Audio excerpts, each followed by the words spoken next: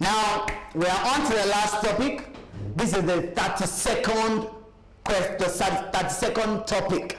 And all these topics have been properly dealt with. And I believe that you're going to benefit if you continue to watch them and see how I systematically worked some of these questions. Now, bearings is a very, very simple topic, but again, requires a lot of expertise. You need to be able to settle down and know how to interpret the question. If you can interpret the question, you're not going to have any problem. Now, this topic deals with directional movement. Something we call directional movement.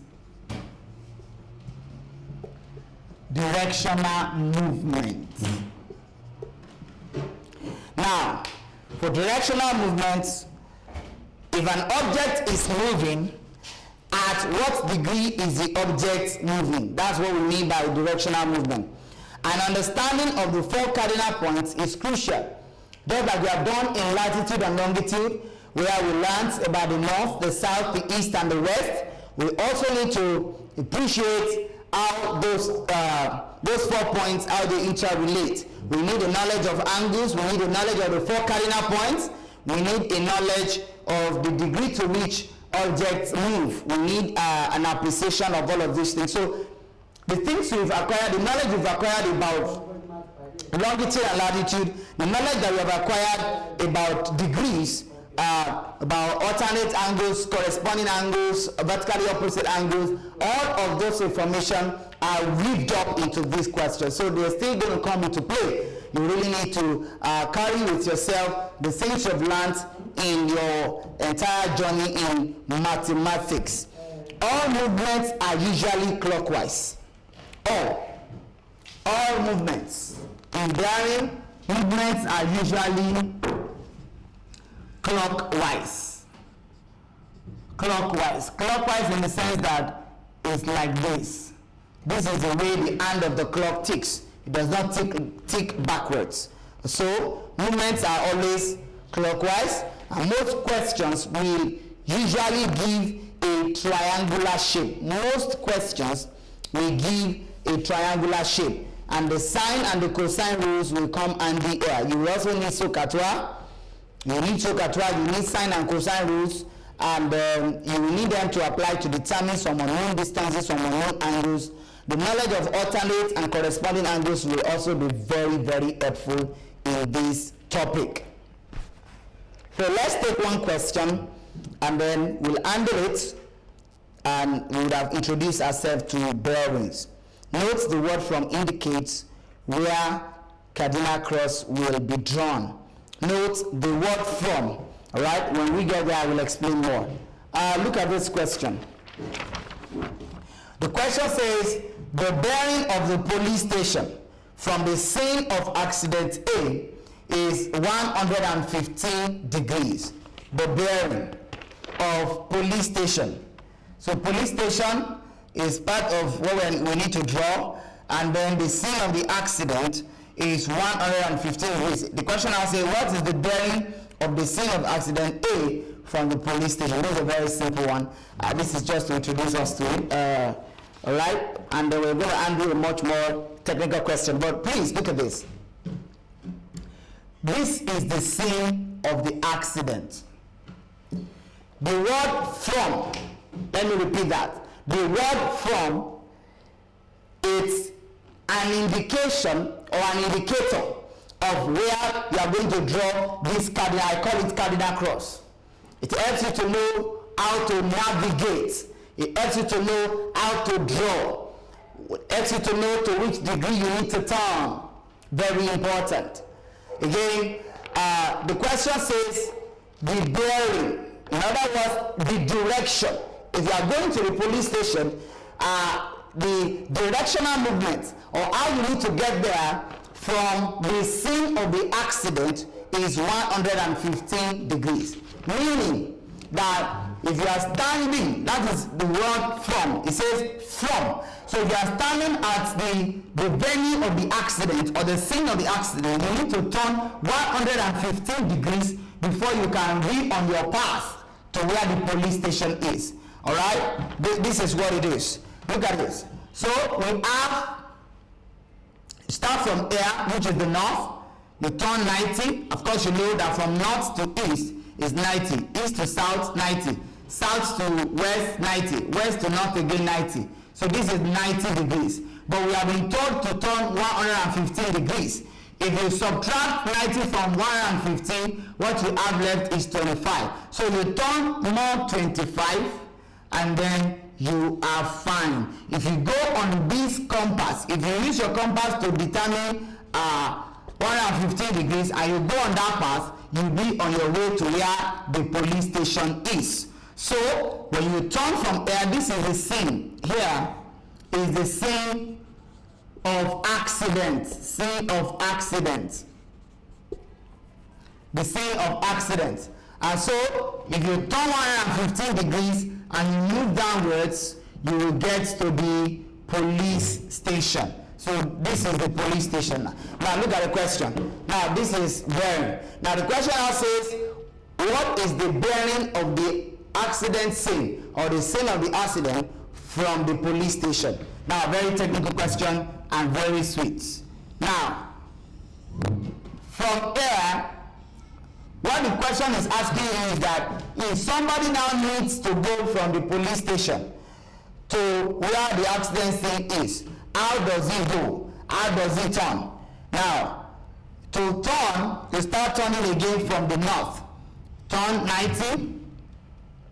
From 90, you turn to 180.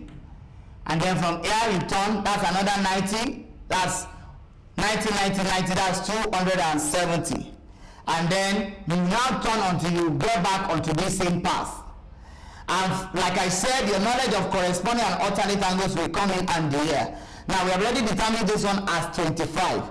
So this again is 25 because this line is parallel to this line. So these are alternate angles. So you add 90, 90, 90 together. So the bearing of the accident, the scene of the accident, or the accident scene, the bearing of the accident scene from the police station is equal to 90 plus 90 plus 90 plus this 25. So eventually you have 295 degrees. So the bearing of the accident scene from the police station is 295. Like I said, you turn clockwise. You turn from the north until you get to where the path is. But from the accident scene to the police station, how you need to turn is you turn 115 degrees, which has been supplied to us in the question. And then, but from the police station, if you are going back to the accident scene, this is the way you need to turn. And then it is 295 degrees. All right? Let's then take a more technical question, and then we'll be fine. We would have completed the entire maths syllabus. Good. Now, the second question, which is a little more technical. An aeroplane flew from city A on a bearing of 135 degrees. Look at that question. An aeroplane, so you start from air. This is city A. An aeroplane flew from there on a bearing of 135 degrees. So you turn, this is 90. You subtract 90 from 135, I'm sure what you'll get is 45. Okay, so on this path, the aeroplane was flying. Alright, flew from city A on a bearing of 135 degrees to another city B. It went to another city B. Alright, went to another city B. When he got to city B, the question says the city B is 200 kilometers away from city A. This is B. This is 200 kilometers. 200 kilometers. All right? This is 45 and this is 90. Now, it then flew on a bearing of 30 to a city C, a distance of 250 kilometers. The plane flew from air on a bearing of 30 degrees and it flew to another city C. It flew to another city C. Alright? This is C. It started from A on a bearing of 135, got to this place, which is 200 kilometers away from A, and then it moved on another bearing of 30 degrees to a city C, a distance of 250 kilometers from B. Alright? The question now says, calculate the distance from A to C. Calculate the distance from A to C to a reasonable degree of accuracy. Look at the question. So if you bring out this triangle from this mesh, I did not say mesh, I said mesh. From this mesh of this diagram, what you're going to have, it will look like this. This is 45. This is also 45. And then that means the angle in the quadrant is 90. So this is 45 also. Alright, so if you draw it, it will look like this. You have B, yeah, you have C, you have A. Now, we do not know this angle, but we know this angle. The angle here is 75. How did I know? You traveled on 30. This one has been calculated because 45 and 45 there are alternate angles, but in the angle in the quadrant is 90. So if I take 45 away from 90, I will have 45. So 45 plus 30 will give me 75. But I know this distance. I was given in the question, distance A to B is 200. I was also given this distance as 250. So I have been asked to determine small b. I know small a, I know small c, but I do not know small b. Alright? Your knowledge of cosine rule comes in handy here. So you can say cos b is equal to a squared plus c squared minus b squared over 2ac over 2ac. Alright, now let's not even come in that way. Let's use b directly. Now if you remember the formula of cosine that I gave, we have b squared equals to a squared plus c squared minus 2ac cos b. Then you can continue to substitute the values. Our a, like I said, is 250. 250 squared plus 200 squared minus 2 times 250 times 200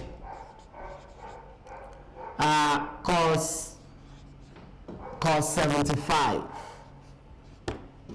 Again, b squared equals to 62,500, okay, plus 40,000.